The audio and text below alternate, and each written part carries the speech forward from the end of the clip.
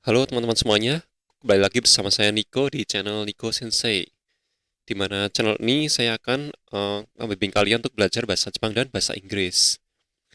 Oh ya, tak lupa saya ucapkan terima kasih ya buat kalian yang sudah ngikutin dan nyimak video-video saya yang sebelumnya. Mudah-mudahan bisa sangat membantu buat kalian ya. Baik, tanpa berlama-lama, mari kita langsung masuk ke materi. Let's go! Baik teman-teman semuanya, untuk di episode bahasa Jepang pada kali ini, kita akan belajar mengenai perbedaan partikel ya dan to. Baik, partikel ya dan to ini memiliki arti yang sama ya, yaitu dan. Jadi untuk menghubungkan dua kata benda atau lebih. Apa? Misalkan A dan B dan C. Jadi minimal dua benda, bisa lebih. Nah, untuk perbedaannya apa aja? Mari kita langsung bahas ya. Yang pertama adalah partikel to. To digunakan untuk menyebutkan benda-benda yang ada secara keseluruhan. Jadi semua benda yang ada di satu tempat tertentu itu disebutin semua. Misalkan di di atas meja itu ada pensil, buku, dan tas. Ya udah, tiga benda itu disebutkan semuanya pakai to ya. Oke, ini contohnya seperti ini.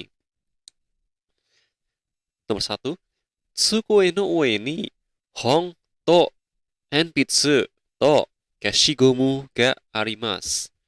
Yang artinya, di atas meja ada buku, pensil, dan penghapus. Artinya di situ kondisinya di atas meja itu hanya ada benda tiga itu, tidak ada benda yang lain. Adanya ya cuma buku, pensil, dan penghapus. Tiga-tiganya itu disebutkan semua menggunakan to. Jadi rumusnya ini ya, Pak. Eh, sebutkan nama keterangan tempatnya dulu. Misalkan di atas meja. Tsukuen ue ni, baru bendanya. Hong to enpitsu to keshigomu, baru ga arimas, yang artinya ada. Di atas meja ada buku, pensil, dan penghapus. Seperti itu. Lalu contoh yang kedua. Okasan wa ringo to suika o kaimashita. Ibu membeli apel dan semangka. Artinya ya, tidak ada benda lain yang dibeli oleh ibu. Ibu hanya beli apel dan semangka aja. Dan itu disebutkan semuanya menggunakan to. Ringo to suika. Apel dan semangka. Artinya ini sudah keseluruhan ya. Tidak ada benda lain selain yang disebutkan dengan to. Itu untuk yang pengertian untuk yang to ya teman-teman ya. Paham? Jadi disebutkan semua apa yang ada. Oke. Lalu kita masuk yang kedua, yaitu ya. Partikel ya digunakan untuk menyebutkan sebagian benda yang mewakili dari keseluruhan. Nah, ini bedanya sama to ya. Kalau to tuh semuanya disebutkan semua apa yang ada di situ. Kalau ya tuh enggak. Jadi ya itu kondisinya, misalkan di atas meja itu ada banyak barang. Nah, kita hanya menyebutkan sebagian aja dari semuanya. Katakanlah di situ misalkan ada 10 barang ya di atas meja. Mungkin kita hanya menyebutkan dua atau tiga aja cukup sebagai perwakilan dari semuanya. Misalkan di atas meja ada pulpen, pensil, buku, dan lain-lain. Masih ada barang-barang yang lain, tapi kita nggak sebutkan semuanya. Hanya sebagian itu. Pakainya ya. Oke, langsung masuk ke contoh ya teman-teman ya. Nih, contoh pertama. Konomise ni yasai ya kudamono nado ga arimasu. Artinya, di toko ini ada sayur, buah, dan lain-lain. Yasa itu buah, kudamono itu yasa itu sayur, kudamono itu buah. Ya, coba kita perhatikan sekali lagi ya teman-teman ya. Di situ toko ini menjual sayur dan buah. Yang kita menyebutkannya hanya perwakilan aja. Artinya masih ada barang-barang yang lain yang dijual di toko ini.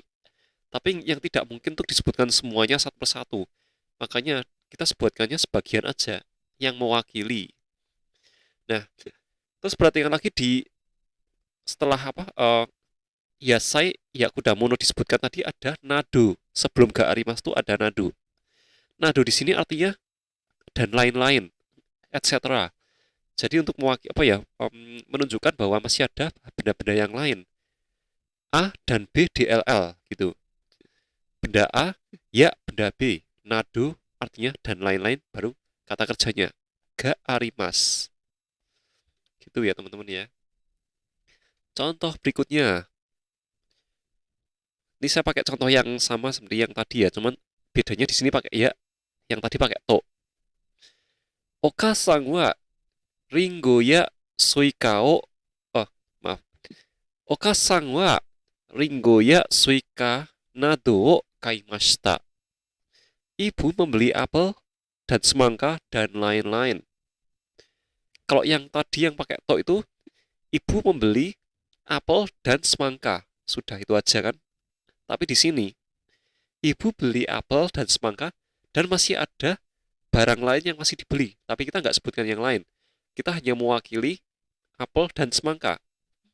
Menggunakan ya, ringo ya, suika, nado, dan lain-lain. Oh, kaimasta.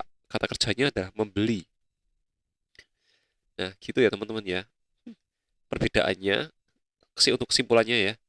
Untuk to itu, apa yang ada disebutkan semua. Kalau iya, sebagian dari semua. 2 dari 5 atau 3 dari 10. Yang penting sebagian aja. Kalau iya, biasanya diikuti nado. Yang artinya lain-lain.